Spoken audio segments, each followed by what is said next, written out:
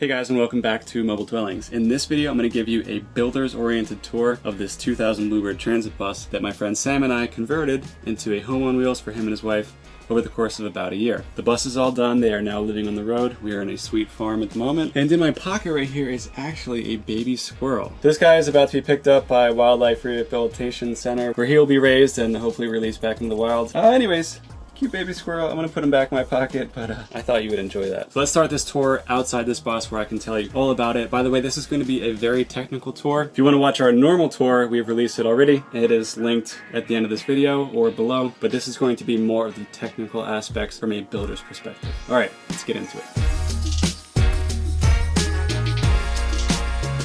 Okay, so first of all, we decided to go with this 2000 Bluebird CSRE 34 transit bus. And we went with this bus for several reasons. First of all, having the engine in the back of the bus means that you have the least amount of heat and noise for your driver and passenger while driving down the road. To us, that's very important because this thing is going to do a lot of miles, and being comfortable while in transit is always a good thing. The other thing it allows us to do is put the bed over the engine in the back. So with the rear engine, you pretty much have all of the usable floor space in all 34 feet of this bus, from the driver's area all the way to the back of the bus. In addition, you do not have a drive shaft, which is running from the front of the bus to the back of the bus in the case of a front engine or a dog nose bus, which means that underneath there is tons and tons of space. And so we have fit a 100-gallon water tank, 2 storage boxes, a mini split, and there is even space for more stuff. That's why we go for the rear engine. We picked this transit bus because this is actually one of the shortest rear engines we were able to find. It's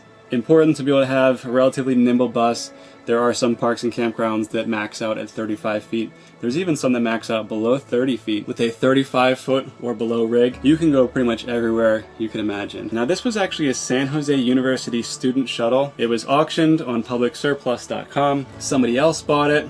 They bought it in California, they brought it to New Mexico, they decided they weren't going to keep it, and they sold it to us for a little bit of profit. So we picked this bus up a little bit more than a year ago from New Mexico, drove it all the way back to St. Petersburg, Florida. Let me show you the outside of the bus where it's a little bit windy. So we did go with a 4-camera backup camera system. We have a side view camera here that allows you to see obstacles or things or telephone poles or people that might be in your blind spot, especially down low, where you can't always see extremely well with the mirrors. We found 2 storage boxes off of Facebook Marketplace. We bought them for about $700 and some change. And this allows Katie and Sam to store some of their outdoor goods. So underneath this bus, we did hang a mini split condenser. It is right behind this little ventilation thing. I sort of lost my mind while drilling several thousand holes. Didn't finish it, but before it gets really hot, we do need to do a better job of venting this. The heat that the condenser creates can build up underneath the bus, and I think that might just limit its lifespan. I'm actually not too concerned about it, but the right thing to do is ventilate it. So here's our beastly engine. This bus will do 78 miles per hour with this engine going down the highway. It even has cruise control to make your driving more comfortable. Now over here we have our 50 amp plug-in. We've got a bit of a patch where there was an original air conditioner. There was run off the bus, and behind it is our water tank. And I think I'm going to climb underneath the bus to show all that to you. Oh, look at this guy. Hey, buddy. Okay, so a little tough to see, but right here we have a main drain. This allows you to dump this at an RV dump station, and it is a 3-inch dump. This is an auxiliary. You could shoot water in through here or dump through here if you wanted to, but it would actually be pretty tough to get a hose on here. We do have the pee from the composting toilet coming into the gray tank, so it's really basically a black tank at that point. You can also see some of our wiring, and you can see the way that we mounted our tank. Of course, I made a video about every single element of this build, so please check out all of our videos. And as you can see, there is actually still a bunch of space here should you want to add more storage. So with the 34-foot rear engine, wow, you can really do a lot with this bus. So we've got another storage box here. This houses tools and fluids, basically. It's nice to be able to separate the tools and fluids from the camping gear. So on top of the bus is the Iron Ridge roof rack system that we used on Gilligan Phantom. This is basically a residential solar rack system that I've adapted to a bus roof. Really easy to do. Other professional builders do this as well. That's where I got this idea from, and it's worked out great for us. On top of the bus are 8 400-watt solar panels, so we have 3,200 watts on top of this bus, which is really, really awesome. There's also 2 MaxxAir fans up there and a short call cellular booster, which you can see probably a temporary install. We did keep the original folding bus door. It's nice though to be able to use the air function of the bus, but on a day-to-day basis it can be annoying as well because the bus door is kind of like reacting to your air system. So as you can see, it's a little bit hard to close. So above the door here, this is where all the guts for the air operating door are stored. We kept this pretty much stock. We had to modify it to fit it once we put the ceiling in. You really could go and you could remove all this and you could put in shelves and you could do all kinds of things. We think it's cool to keep some of the integrity of the bus. Everything here is basically original. So we've got the backup camera mount. These are attached to camera mounts because they come with very flimsy mounts. As you can see, this is really rigid. You can adjust it if you want to. And then we've got the same kind of mount for a cell phone. This bus has an Allison B300 transmission. I believe it has 5 speeds. And the really cool thing is you can actually use cruise control as well. It's really nice for long drives to be able to have cruise control. So we put some Coco Coir on this welcome mat right here. We covered this in aluminum angle iron, built a little bit of a shoe cubby up here. I really like that we were able to integrate parts of this dash and parts of the original bus into the living area. So that's why we went for this shoe cubby right here. So we went with this cork flooring. This cork flooring is 3/8 of an inch thick, so you really don't lose any headspace by installing it. It's not extremely durable, it's not extremely water resistant, so you do have to be careful. You might want to choose a more rugged product for your bus, like maybe life-proof vinyl flooring, but this is sort of the aesthetic and comfort that we were going for. We put 1/2 inch insulation on this subfloor, followed by 3/4 inch pine plywood. The 3/4 inch pine plywood, which we actually ran linearly, was not the best choice. I think going with a true subfloor material like CDX, which is what we use in our bus, and running them horizontally is the way to go, because we did have to actually put some screws through this floor, through the metal floor below, and doing that introduces just a little bit of thermal conductivity through the screws into your living area. Really not a big deal, but if you can avoid it, that'd be good. So we do have matching couches right here. You definitely want a little bit of a social area in your bus. This worked out perfectly. Underneath is the wheel wells. We are pretty much hiding them. In the couches are our seatbelts. Let's talk about seatbelts real quick for you builders out there. For you, your children, your passengers, there's only one way to really get safe seatbelts and seats in a bus, and that is to take a pre-made bus or pre-made car chair that has a shoulder belt that is bolted through the floor that is made for vehicles, so that if you hit something, the shoulder belt grabs you, the waist belt grabs you, your head bounces back and hits the headrest, nothing's going to happen to you. That's not the case in this bus. We do of course have seat belts, but they will allow you to be belted laterally. Now if you get in an accident, you're going to be thrown forward and thrown backwards, and that is going to wreak quite a bit of havoc on your body. This is how you can safely install seat belts if you're okay with the lateral movement. Just hinges on the back, and then here are seat belts which are bolted through the original chair rail. On the ceiling we do have 1/4 inch birch plywood. This turned out really well. I used the same product in Gilligan Phantom, but I had some problems with the seams not meeting because we didn't have enough furring strips. This bus has 10 or 11 furring strips, ours only has 6, and as you can see, this second time around we pulled it off. We got pretty much a seamless ceiling with no strips covering the seams and no seams that are messed up at all. Inside the ceiling is Havelock wool insulation. Havelock wool insulation is a great insulator for somebody who is chemically sensitive or environmentally sensitive and doesn't want to use a product like spray foam. So we did make a video all about Havelock wool insulation versus spray foam. I'll link to it in this card right here. Give it a watch if that's something that you're interested in. Over here, we did do some roller shades. By the way, everything I touch pretty much is linked below if you want to check it out for yourself. We made this curtain valance, cover it because we don't really want to see it. Now on top of this is actually a strip light hiding itself. So that light is pretty powerful, and we can dim it from 25 to 100%, and it bounces off the ceiling and comes out here. It's really nice mood lighting. There's also a dinette light right here. Sam and Katie made this. Inside here is actually like a piece of PVC with parchment paper and some strip lights. Right here we have a Max Air fan. This guy is extremely effective. I think this is essential for a bus. I would say this is like a must-have to be able to ventilate your bus through the roof, meaning that you get the hot air that's by your head out at all times, which sort of means that cold air from underneath has to be sucked up through it as well. We went with the one that doesn't have an automatic closing hatch. You can basically adjust this yourself. So now I'm closing it, Now I'm opening it. So back here we've got the second one. You can set it to auto, which is cool. It'll basically go at full throttle until it's 78 degrees or lower in here. It's kind of loud. Now if you just want air to be flowing all the time, you can set it down really low and it doesn't make much noise. It's pulling air, but now it's not making much noise at all. Let's move on to the dinette. It was really important for Sam and Katie to have a dinette. That's something that they really made sure their layout had. Sam pretty much did all this himself, and I think it turned out amazing. So this is really nice because you have a place that you can eat your food and also a workstation. With a laptop, this is a really nice place to work. And we just went with this solid, extremely strong steel support here so that you don't have anything bothering your feet on the ground, and that's not going anywhere. And that brings us to the kitchen.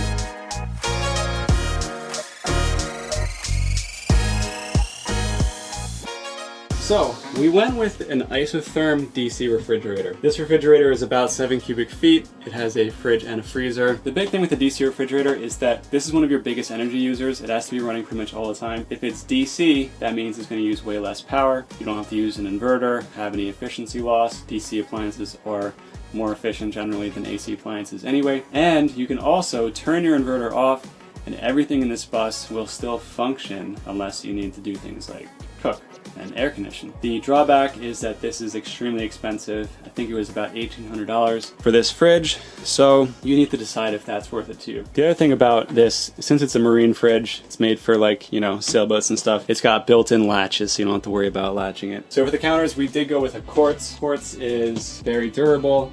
It's not going to crack driving on the road. Granite might. We went with 1.25 inches thick. You don't want it to look too thick. I mean, this is a bus. I think 1.25 inches is perfect. It's got a 1/4 inch overhang so that it hides the tops of the drawers. I think that's important. You don't want it flush, but you don't want it too far either. Even though this looks like an extremely custom kitchen, inside here is just IKEA with homemade drawer fronts. So Sam made these drawer fronts. They're made out of pre-finished maple. Pretty simple process for making them actually. Basically you buy the cheapest door for the size drawer that you need and then copy it with a router, copy it with the holes that the door needs, and then install your hardware. So the result is, yeah, completely custom. But underneath, it's just IKEA. They're not expensive at all. They're extremely easy to build and install. If you really like making cabinets, you should do it. Underneath here is cleaning supplies and garbage. We've got garbage and recycling. And as you can see back there, the sink drain goes down underneath the bus and into the water tank. So moving on to this oven, Katie bakes bread a lot, and it was important for them to have a really comfortable full-time home, and they didn't want to forego an oven. And there's only one 120 volt oven that I know that we were able to find, and that is made by Furrion. It's also expensive, but it's a really slick unit. Let's put the light on. I mean, that thing just makes it look so luxurious in here. So we do have a 12 volt water pump, which is running the water. You got some of this action, always nice. It's nice to have a big sink to do your dishes. You don't have a dishwasher. They do have a Berkey for drinking water. And then up here is a nice little upper cabinet. Oh. Like it's getting a little stiff, but a little bit of upper storage right there. Oh yeah, I'm gonna tell you about these. Now these IKEA cabinets, they don't have things to latch them, and I tried and researched several items and I've come to this conclusion. This is the absolute best option. So this is just a little latch. It sucks into here, but it's enough to keep this from coming open when it's closed. You're gonna see me close it right now. Boom, now it's closed.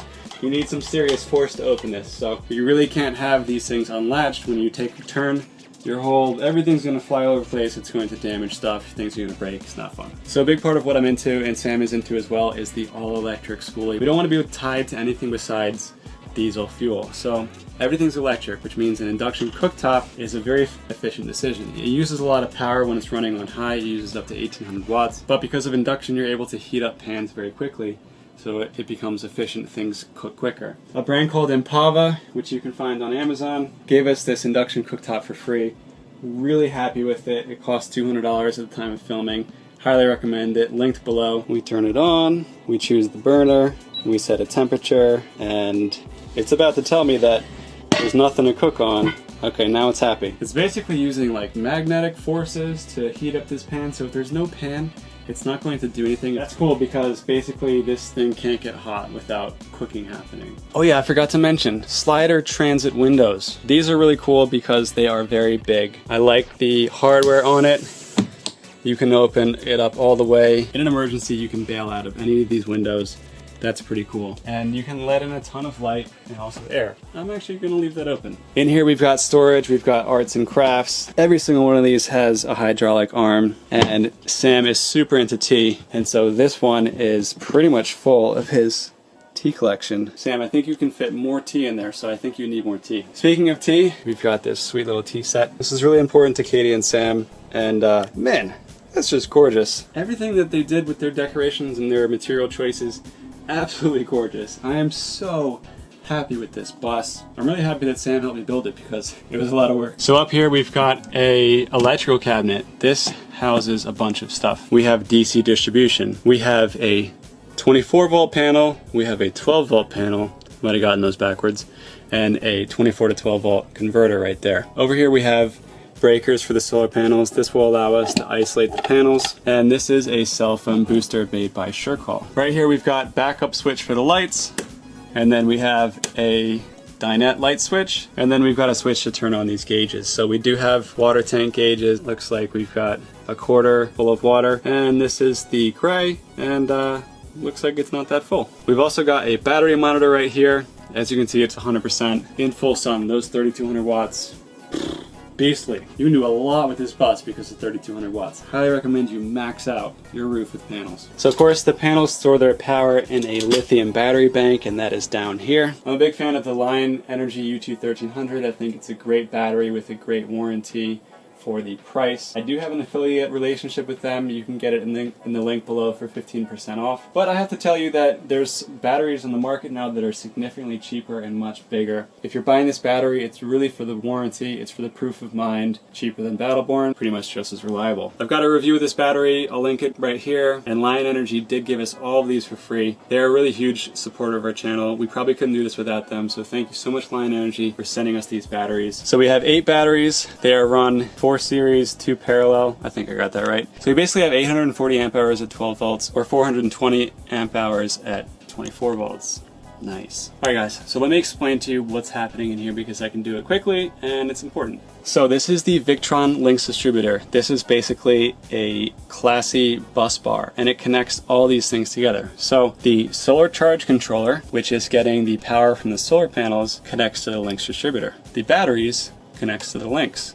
The inverter connects to the Lynx. This is how we combine all these into one. Now we do have one transfer switch. This is for the batteries right here. That's so that you can isolate the batteries from any kind of power if you need to uninstall them or work on them. Right here is a Victron Smart Shunt. This communicates with that panel up there that I showed to you and tells you what's going on with the batteries. The power comes from the solar panels into the solar charge controller, goes into the Lynx distributor, gets fed into the batteries, fills the batteries with power. From the batteries, the power comes out back to the Lynx into our DC distribution, which we have some down here, as well as the DC distribution up there. And it also goes to our inverter. The inverter takes the DC power from the batteries, turns it into AC power, sends it to this residential AC panel, and then everything from here on out is just like you would have in a house. Except that the wires are all marine grade because we don't want to have stiff copper wires that could break after all the vibrations. We want the marine grade stranded stuff because the stranded stuff doesn't break. So that's basically what you see in here. The only other thing is that this is a switch for the water heater. In case you want to conserve power and turn the water heater off, you've got that option right here.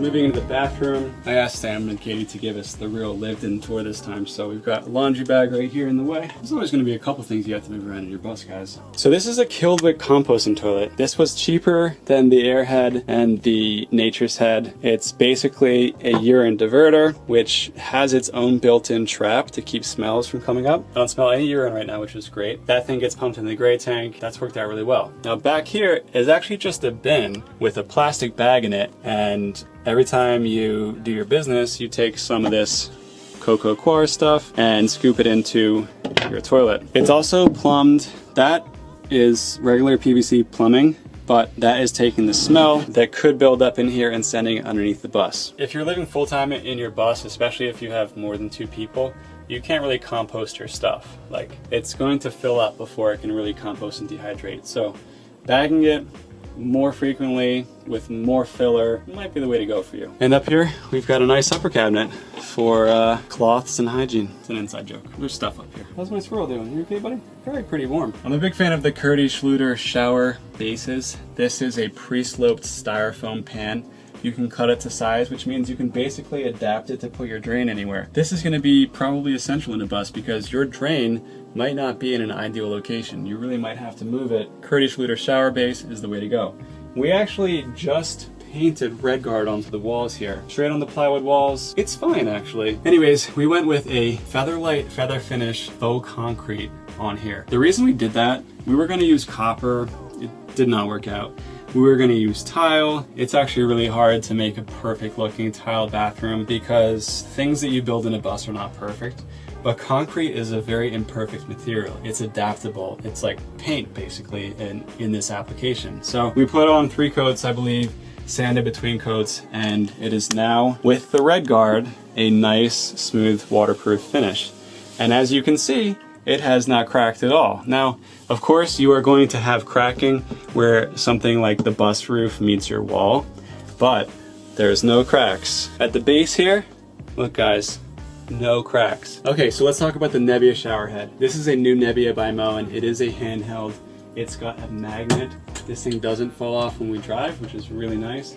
And basically this is like their next generation. Highly recommend it. This is a very low flow shower fixture. I believe it's 1.2 GPMs. It basically aerates the water so that you get this like steamy sauna experience without using a lot of water. If you have a small space for your shower, this is a really nice fixture that gives you low flow, and you need low flow because if you're traveling around heating up and storing your water, you're not going to want to use 10 gallons of shower. You need to be using like 2 gallons of shower. This allows you to do that. I definitely encourage you guys to check out this link below. Nebia also gave this to us for free. Nebia has also been a great supporter of this channel. We really appreciate all of you guys who support us and send us free products, so thank you to Nebia.